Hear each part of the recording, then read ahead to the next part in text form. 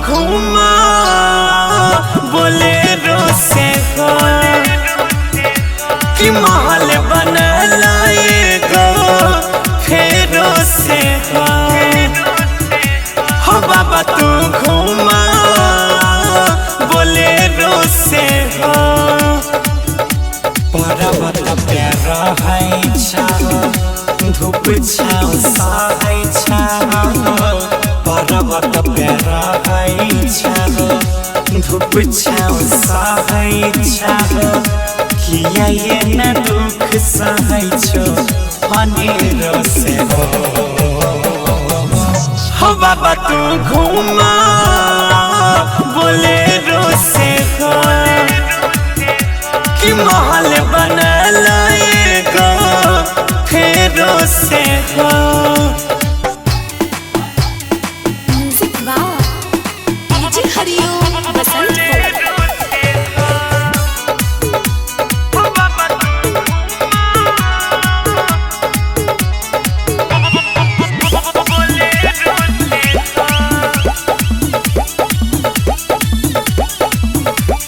जाए में कहीं नहीं कोई दिक्कत है हो बाबा धाम के दूरी तब निकट है हो जाए में कहीं नहीं कोई दिक्कत है हो सुन बाबा कैलाशी हो केदारनाथ या काशी हो खुश रहता सब तोरा से भक्त भारत के वासी हो अपने जाका प्यार करे छो गहीरो से हो गहीरो से हो बाबा तू घूमा बोलेरो से हो कि महल बनला एगो फेरो से हो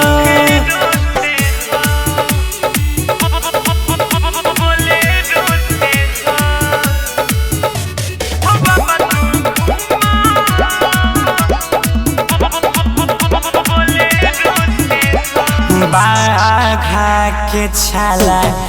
डर सवा बदल आया भोतयापन तू भेसवा बदल बाघा के छाला डर सवा बदल जिद पर कहल ने के करो करे मल्लिक राकेश गौरव कहै